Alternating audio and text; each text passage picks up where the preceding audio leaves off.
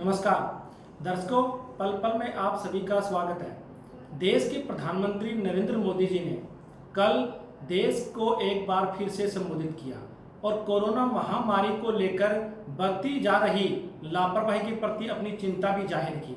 और उनकी चिंता वाजिब भी है, क्योंकि देश के अंदर लगातार कोरोना संक्रमण का केस बढ़ता जा रहा है। यहाँ तक कि मौतों की संख्या भी कई गुना बढ़ गई है। और उन्होंने कुछ हिदायत भी दी हैं जो आम जनता को भी माननी है और सरकार और प्रशासन को भी। उसी पर हम चर्चा करेंगे और इस चर्चा में हमारे साथ है पल पल के प्रधान संपादक श्री सुरेंद्र भाटिया जी। नमस्कार जी। सर, कल प्रधानमंत्री नरेंद्र मोदी जी ने साफ शब्दों में कहा कि जब से अनलॉक 1 शुरू किया गया है, लोग लापरवाह बन गए हैं। जो नियम थे मास्क लगाने का, 2 गज दूरी का या बार बार हाथ धोने का, उन नियमों के प्रति लोग उदासीन हुए, लापरवाही बरत रहे हैं। अधिकारी भी इससे अछूते नहीं है। तो आप हमारे दर्शकों को बताइए कि प्रधानमंत्री नरेंद्र मोदी जी द्वारा कल जो नई गाइडलाइन देश की जनता के लिए जारी की गई है, उनमें प्रमुख रूप से क्या क्या शामिल है? ऐसा है, कल प्रधानमंत्री जी ने शाम को 4 बजे राष्ट्र के नाम संबोधित किया। उन्होंने एक देश के प्रधानमंत्री का उदाहरण देते हुए कहा कि एक देश के प्रधानमंत्री को 13,500 रुपये फाइन केवल इसलिए लगा है क्योंकि वो मास्क नहीं पहने हुए थे। उस उदाहरण को देने का अर्थ केवल प्रधानमंत्री का ये था भी हमारे लिए पूरे वर्ल्ड में और डेमोक्रेसी में छोटा बड़ा कोई नहीं है, सभी को मास्क लगाना है, चाहे प्रधानमंत्री हो, चाहे दुकानदार हो, चाहे ग्राहक हो। लेकिन हम ग्राउंड रियलिटी पे जो प्रधानमंत्री ने चिंता व्यक्त की है, शायद इतने लंबे लॉकडाउन के बाद और अनलॉक 1 और अब आज से जो अनलॉक 2 आरंभ हुआ है, प्रशासन जैसे कोरोना से थक चुका है, पूर्ण रूप से लापरवाह है। जो गाइडलाइन जारी किए जा रहे हैं पिछले 1 महीने से, ऊपर से गृह मंत्रालय से लेके हरियाणा सरकार द्वारा और जिला प्रशासन द्वारा सबसे बड़ा जो मजाक, मैंने पिछली बार भी कहा था, कर्फ्यू लगाया जा रहा है। लेकिन कर्फ्यू नाम की कोई चीज़ नहीं है। मुझे समझ नहीं आता गृह मंत्रालय से लेके नीचे तक इसका क्यों मजाक बना के रखा हुआ है। उस बात को छोड़ दो। दुकानों का समय 7 बजे है जी। शायद हरियाणा सरकार ने अब जिला प्रशासन के ऊपर छोड़ा है 8 बजे तक का टाइम हो जाएगा, अभी हुआ नहीं है। आज तक 7 बजे ही है, शायद शाम को 8 बजे तक हो जाए या कल हो जाए या ना भी हो, क्योंकि प्रशासन उसकी गाइडलाइन जारी करेगा।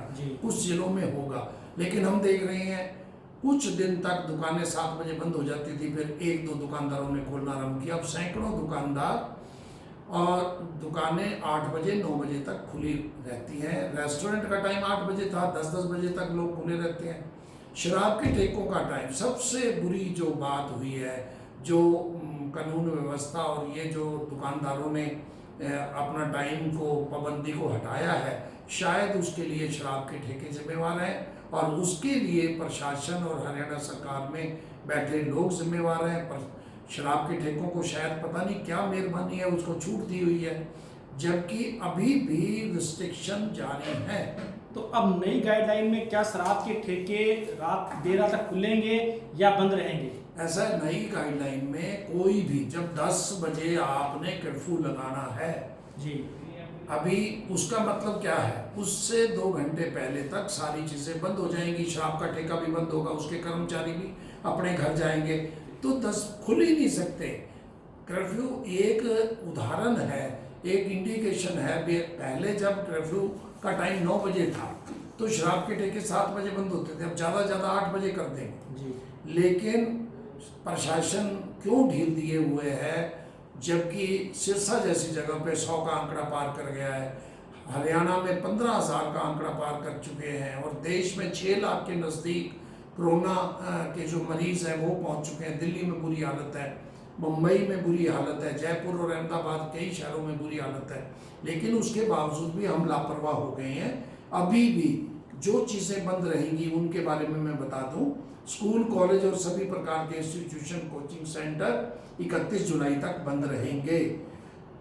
ट्रेनें, जो ट्रेनें हैं स्पेशल ट्रेनें ही चलेंगे। 12 अगस्त तक की शायद डेट पहले आई थी, लेकिन ट्रेनिंग इंस्टीट्यूट जो हैं, बड़े ट्रेनिंग इंस्टीट्यूट हैं, शायद वो 15 जुलाई से, अभी तक 15 जुलाई तक बंद रहेंगे, शायद वो खोल दें। उसके अतिरिक्त जो सरकार ने मेट्रो रेल बंद है, जिम बंद हैं।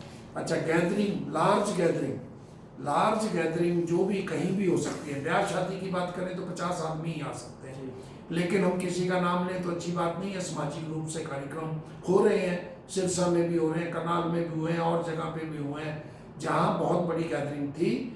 इवन की रस्म पकड़ी और अगर किसी के देहांत हो जाता है तो 20 लोग ही हो सकते हैं। लेकिन हम जो भी हैं, आना जाना जरूरी है तो और किसी टाइम जा सकते हैं, लेकिन गैदरिंग में ना जाएं।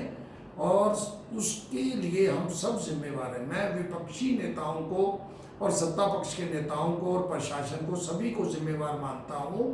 अब गैदरिंग, पॉलिटिकल गैदरिंग पे पाबंदी है जी, लेकिन कहाँ नहीं हो रही।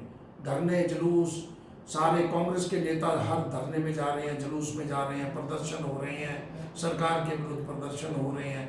कम से कम अगर हम सभी प्रदर्शन 31 जुलाई तक, लॉकडाउन अभी है, हो सकता है ये अगस्त में, सितंबर तक भी जाए, 2-3 महीने अगर धरने जुलूस हम नहीं भी करेंगे तो सर, जैसे आपने कहा विपक्ष के लोग भी धरने प्रदर्शन में जा रहे हैं, गैदरिंग हो रही है, लेकिन विपक्ष के कई नेताओं का यह भी कहना है कि सत्ता से जुड़े हुए लोग वह भी कुछ कार्यक्रम जो सार्वजनिक रूप से कर रहे हैं, किसी का कोई कार्य का उद्घाटन भी कर रहे हैं, वो वहाँ भीड़ बुलाई जाती है, तो वह भी तो नियमों का उल्लंघन है। मैं सभी पार्टियों को कह रहा हूँ, सत्ता पक्ष के लोग शायद पहले उसके लिए जिम्मेवार हैं, क्योंकि उनके ऊपर विपक्ष से ज़्यादा जिम्मेवारी है।